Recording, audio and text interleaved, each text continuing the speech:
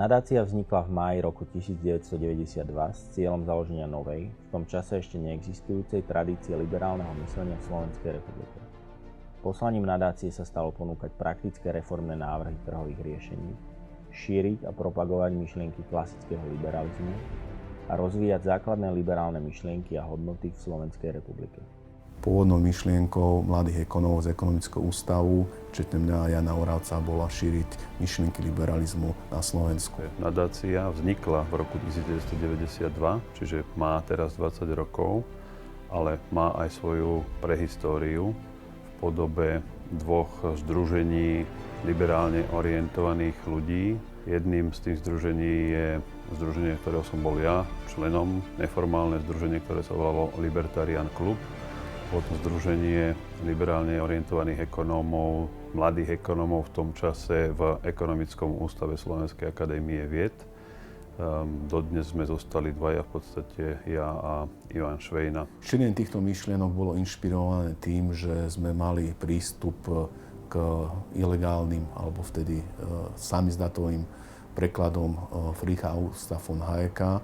A z tohto dôvodu sme boli ovplyvnení týmito myšlienkami. A druhým združením bol liberálny klub F.A. Hayeka. A to bolo zase združenie liberálne orientovaných ľudí z rôznych oblastí, od ekonómov cez v tom čase aktívnych politikov, ako bol pán Kučerák, ktorý bol v tom čase podpredsedom vlády a Slovenskej republiky, prípadne Ivan Mikloš, ale boli tam aj ďalšie profesie alebo ľudia reprezentujúce iné činnosti ako podnikatelia, právnici, novinári a tak ďalej. Tieto dve zoskupenia ľudí sa o sebe teda vedeli a sa po istom čase stretli a diskutovali o tom, ako posilniť svoje pôsobenie a prišli sme teda k spoločnému záveru, že by bolo dobre založiť spoločnú inštitúciu na šírenie liberálnych myšlienok a tou sa stala nadácia Friedricha Augusta von Hayeka. Základnými liberálnymi myšlienkami, ktoré sa nadácia F.A. Hayeka snaží presadzovať, sú najmä slobodná voľba jednotlivca a jeho osobná zodpovednosť, trhová ekonomika, minimalizácia štátnych zásahov, znižovanie daní, vláda práva, neporušiteľnosť zmluvných záväzkov a neodcudziteľnosť práva každého jednotlivca na jeho vlastný život, slobodu a majetok. My liberáli, alebo my klasickí liberáli sme hlboko presvedčení, že liberálna spoločnosť je dobrá pre každého člena spoločnosti a na rozdiel od v úvodzovkách demokracie si myslíme, že liberálne usporiadané spoločnosti, ekonomická sloboda prinášajú užitok vlastne každému občanovi Slovenska. A nielen Slovenska samozrejme, ale spoločnosti. Liberalizmus vôbec ako určitá ponuka voči ľuďom bude vždy menej atraktívna ako jej iné alternatívy, napríklad socializmus, ktorý ľuďom hovorí, my sa o teba postaráme, stačí, keď nám dáš časť svojich peňazí, a dáš nám právomoci a my už značnú časť vecí, ktoré ťa v živote trápia, vybavíme za teba. Je dôležité podporovať liberálne myslenie aj kvôli tomu, že liberalizmus je o prebratí osobnej zodpovednosti za svoj vlastný život.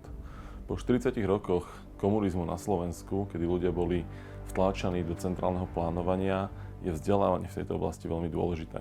Klasický liberalizmus podporuje osobnú slobodu jednotlivca a ochraňuje vlastnícke práva každého jednotlivca. A to sú dve hodnoty alebo dve spoločenské inštitúcie, ktoré sa nielenže oplatí brániť, ale oplatí sa za ne aj veľmi silno bojovať. A liberalizmus je oveľa menej komfortná ponuka, ktorá hovorí, máš slobodu a zároveň máš zodpovednosť a pokúsime sa usporiadať spoločnosť tak, aby ti štát, prípadne iné kolektívne inštitúcie do tvojho života, či už ako občana, do tvojho súkromia, alebo ako podnikateľa, do tvojich podnikateľských slobod, aby ti štát do nich zasahoval čo najmenej. Nadácia sa vždy snažila priniesť to najlepšie. Svedčia o tom i návštevy mnohých osobností, medzi nimi nositeľa Nobelovej ceny za ekonómiu, Garyho Beckera, Steva Forbesa či Joseho Pineru. Medzi ďalšie úspechy môžeme zaradiť participáciu našich ľudí na zavedení rovnej dane, prijatie dôchodkovej reformy na Slovensku, ako i organizovanie mnohých vzdelávacích aktivít či odborných diskusí všetkých fóriem. Ja som sa do nadácie dostal až v roku 1999, kedy som sa zúčastnil jednej zo vzdelávacích aktivít, ktorá sa vtedy organizovala. O ekonómiu som sa začal zaujímať v roku 2008 po páde veľkých investičných bank na Wall Street, keď v titulkách novín sa skoli nadpisy typu globálna kríza, nezamestnanosť, tlačenie peňazí a vyvolalo to vo mne mnohé otázky. Jednou z našich najúspešnejších aktivít je oblasť vzdelávania, kde našou vlajkovou loďou je vzdelávací program, ktorý už 17 rokov nadácia robí v spolupráci s The Foundation for Teaching Economics z Kalifornie. Nadácia FH už 17 rokov realizuje program Letná škola ekonómie, ktorý počas tých 17 rokov vyškolil 500 učiteľov a 500 študentov a ukázal im cestu, akým spôsobom byť pánom svojho šťastia, akým spôsobom prebrať spomenutú osobnú zodpovednosť a akým spôsobom vybudovať lepší svet, kde sloboda jednotlivca bude mať to najväčšie slovo. Letná škola ekonómie mi veľmi zrozumiteľným spôsobom pomohla pochopiť základy trhovej ekonomiky. Čo je ale najdôležitejšie, ukázala mi, ako prekonávať prekážky a úspešne dosahovať svoje ciele. Počas tej celej 20-ročnej histórie nadácií, ja si myslím, že sme sa zúčastnili strašne mnohých projektov, ktoré mali následne veľký vplyv aj na usporiadanie spoločnosti na Slovensku. Medzi najvýznamnejšie aktivity nadácie FH je určite samotný fakt, že sme sa dožili 20. výročia. A počas tých 20 rokov nadácia získala niekoľko cien. Tou najvýznamnejšou bolo určite udelenie Templetonovej ceny od americkej nadácie Atlas Economic Research Foundation.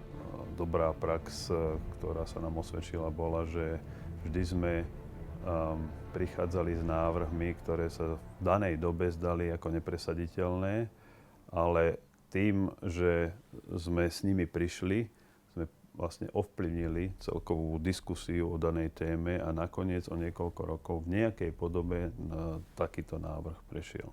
Určite netreba zabudnúť na to, že sme boli priamými účastníkmi zmeny dôchodkového systému, zavedenia druhého piliera. Priamo sme sa angažovali aj pri zavedení rovnej dane. Určite by som spomenul návštevy mnohých významných osobností na Slovensku, ale naopak možno aj jednu vec, že my svojím spôsobom aj exportujeme naše názory do zahraničia. To znamená, členovia nadácie boli vo Vietnamskej socialistickej republike. Ja som osobne bol v Severnej Kórei, kde som šíril tiež, pokiaľ sa samozrejme dalo, myšlienky slobody. Osvedčila sa nám taká technika pri presviedčaní o potrebe reforiem volať známe osobnosti zo zahraničia. Tak ako v prípade rovnej dane to bol Steve Forbes, tak v prípade dôchodkovej reformy to bol José Piñera, ktorý bol prvým tým architektom úspešnej dôchodkovej reformy vôbec na svete. Jeho niekoľko návštev opäť na pozvanie nadácie a jeho mediálne vystúpenia taktiež boli tým malým kamienkom v mozaike toho úspechu.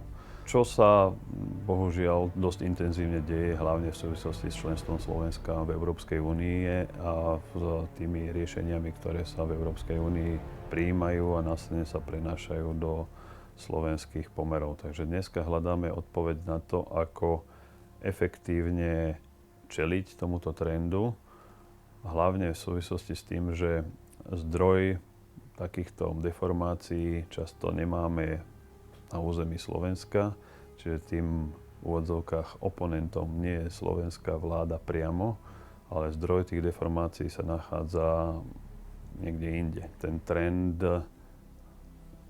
obmedzovania slobôd je takmer nepretržitý a trúfam si povedať, že v niektorých oblastiach možno máme menej slobôd dnes, než sme mali po novembri roku 1989. Nerad by som sa dožil toho, že naozaj po nejakom čase sa v bludnom kruhu vrátime opäť na ten, po 20x rokoch, vrátime opäť na ten začiatok, z ktorého sme vyšli. Pripravovať budúcnosť znamená vytvárať prítomnosť. Preto je tým nadácie naďalej pripravený na nové výzvy, spojené s principiálnou ochranou súkromného vlastníctva, ktorá je podmienkou ekonomickej prosperity, ale i hodnotou sama o sebe. Hodnotou, o ktorú stojí bojovať vo všetkých rozhodujúcich oblastiach. Úlohou nadácie je ukázať ľuďom, že neexistujú žiadne skratky dosiahnutiu prosperity. Na to, aby mohla spoločnosť dlhodobo fungovať, musí sa zamerať na to, ako hodnoty vytvárať a nie ako ich čo najlepšie prerozdeľovať. Nadácia HJK hrala dosť významnú úlohu počas ostatných 20 rokov a osobne pevne dúfam v to, že bude v najbližších ďalších 20 rokoch hrať významnú úlohu tiež v slovenskej spoločnosti, a to hlavne v oblasti obhajoby práv alebo slobody podnikania a správneho podnikateľského prostredia. Hlavne posledné roky nás presvedčajú o tom, že ak sme si niekedy mysleli, že začiatkom 90. rokov, že keď získame slobodu, tak sme vyhrali raz a navždy, že tak to nemusí byť celkom pravda, pretože posledné roky sme svedkami postupného okliešťovania a slobôd, tak ekonomických slobôd prostredníctvom ekonomickej regulácie, ako aj osobných slobôd prostredníctvom prijímania zákonov, ktoré regulujú každý aspekt nášho aj súkromného života. Boj za slobodu, a teraz nehovorím o politickej slobode, ale ekonomickej slobode, vlastne nemá konca kraja, pretože vždy tu budú ľudia, ktorí budú propagovať tzv. Keynesiánske myslenie a vždy bude treba vysvetľovať, že tieto krátkodobo riešiace a v úvodzovkách riešiace názory, ako vyriešiť problémy, sú v podstate zlé a vždy treba sa spoľahnúť na dlhodobé riešenie a samozrejme v prvom rade na osobnú slobodu jednotlivca a obmedzenú úlohu štátu. Nedávno som Slovensko navštívil na pozvanie nadácie FAHJK. Nadácia bola založená v roku 1991 s cieľom presadzovať myšlienky a princípy trhovej ekonomiky v krajine, kde tradícia takéhoto myslenia predtým neexistovala. Slovensko sa dnes postupne stáva majákom demokratického kapitalizmu vo veľkej miere aj vďaka práci nadácie. Táto organizácia napríklad dlhé roky presadzovala ideu rovnej dane, ktorá by sa mala od januára 2004 skutočne realizovať. Všetci z nás, vrátane investorov, ktorí majú dostatok rozumu, by mali byť vďační za to, že také občianske inštitúcie, ako je nadácia FAHJK, sa zakoreňujú v bývalých socialistických krajinách. Oni sú totiž skutočnou hnacou silou západných reforiem a myšlienok. Osobne silne podporujem prístup nadácie FAHJK, založený na slobode jednotlivca ako kľúčovej spoločenskej hodnote. Oblastiami, v ktorých sú reformy posilňujúce osobnú zodpovednosť dôležité, sú dôchodkový systém a vzdelávanie. Ideálnym dôchodkovým systémom je, ak je každý jednotlivec zodpovedný za akumuláciu vlastných dôchodkových úspor. Spoločnosť môže poskytovať jednu všeobecnú záchrannú sociálnu sieť. Vo vzdelávaní by cieľom mal byť živý, aktívny, inovatívny systém, v ktorom si rodičia môžu slobodne vybrať školu pre svoje deti. Jedným zo spôsobov, ako tento cieľ dosiahnuť, je kupónový plán, pri ktorom štát dá každému študentovi poukaz v určenej hodnote, ktorý študent použije pri zaplatení vzdelania vo vybranej škole. Nadácia sa vždy usilovala o uplatňovanie stratégie Think Tank, Do Tank, keď nielen prichádzala s návrhmi riešení, ale sa podieľala aj na ich implementácii. Predstavitelia nadácie boli pri zavádzaní opatrení na zlepšovanie podnikateľského prostredia, aktívne presadzovali zavedenie rovnej dane a priamo sa podieľali na vytvorení reformovanej časti dôchodkového systému založeného na súkromných úsporách. Schopnosť iniciovať odbornú diskusiu preukázala nadácia organizovaním celej série atraktívnych medzinárodných konferencií a seminárov o energetike, reforme dôchodkového systému či reforme daňového systému. V septembri 2001 nadácia FAHJK v Bratislave zorganizovala stretnutie Montpellierskej spoločnosti, ktorá združuje viac ako 500 liberálnych osobností z celého sveta, vrátane 7 nositeľov Nobelovej ceny za ekonómiu. Zasadnutie The Montpellier Society v Slovenskej republike bolo ocenením dlhodobej práce a vysokého prínosu nadácie FAHJK k šíreniu liberálnych hodnôt v Strednej Európe. Postupne sa rozrastá galéria osobností, ktoré na pozvanie nadácie navštívili Slovensko. Patrí do nej napríklad nositeľ Nobelovej ceny za ekonómiu Gary Becker, Sir Roger Douglas, bývalý novozélandský reformátor, José Piñera, autor prvej a dodnes neprekonanej reformy dôchodkového systému v Čile, Steve Forbes, majiteľ The Forbes magazine, či najnovšie flat tax profesor Alvin Rabuška. V spolupráci s desiatkami ďalších organizácií z celého sveta sa nadácia každoročne podieľa na vypracovaní niekoľkých indexov hodnotiacich stav ekonomickej slobody a konkurencieschopnosti ekonomík. Neodmysliteľnou súčasťou aktivít nadácie sú aj jej úspešné vzdelávacie programy, do ktorých sa už zapojilo niekoľko tisíc účastníkov. Sú určené pre široký okruh záujemcov, od študentov stredných a vysokých škôl, cez učiteľov až po širšiu verejnosť. Na vzdelávacích podujatiach nadácie prednášajú špičkoví odborníci zo Slovenska, Českej republiky, USA a mnohých ďalších krajín. Nadácia FAHEK publikovala veľké množstvo rôznych analýz a štúdií. Ako prvá na Slovensku prišla s verejným auditom volebných programov politických strán a hnutí.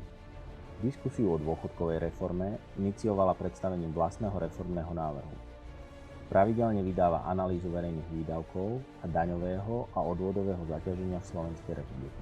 Medzi úspešné projekty nadácie patrí založenie Združenia daňových poplatníkov Slovenska, ktoré od roku 1997 bojuje proti nadmernému finančnému zaťaženiu občanov a podnikov a zasahovaniu štátu do súkromnej sféry.